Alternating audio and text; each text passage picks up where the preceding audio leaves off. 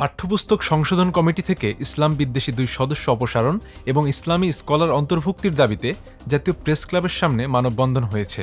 এতে অংশ নেন হেফাজতের নায়েবে আমির মাওলানা আহমদ আলী কাশেম, বাংলাদেশ খেলাফত মজলিসের যুগ্ম মহাসচিব মাওলানা জালাল উদ্দিন ইউনুস, জামায়াতের উলামা পরিষদের সভাপতি ড খলিলুর রহমান মাদানী, ধানমন্ডি তাকওয়া মসজিদের খতিব মুফতি সাইফুল ইসলাম, প্রফেসর মোক্তার আহমেদ এবং সচেতন নাগরিক সমাজের আহ্বায়ক মাওলানা আব্দুল হাই মোহাম্মদ সাইফুল্লাহ সহ আরও অনেকে। আজকের মানববন্ধন কেবল মানববন্ধন নয়, এটি একটি গণজাগরণ এবং এটি একটি সাধারণ মানুষের মহামিলনের উদাহরণ করেছে। ইতিমধ্যেই এখানে যে কোনো ধরনের মানববন্ধনের জন্য আমরা দেখেছি অনেক সময় ব্যানার ধরার মতো লোক অভাব বোধ করে, কিন্তু আজকে এখানে লোক দাঁড়ানোর মতো জায়গা নেই।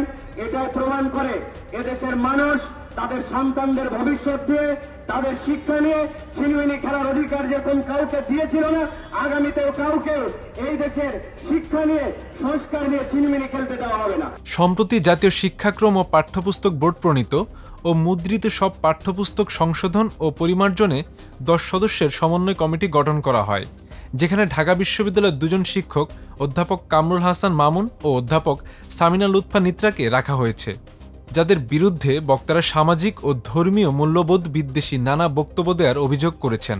বক্তারা বলেন, আগামী 7 দিনের মধ্যে পাঠ্যপুস্তক সংশোধন কমিটি থেকে এই 2 জনকে বহিষ্কার এবং দেশপ্রেমী ও বিশেষজ্ঞ আলেম স্কলারকে অন্তর্ভুক্ত না করলে এনসিটিবি ঘেরাও সহ কঠোর কর্মসূচি ঘোষণা করা হবে।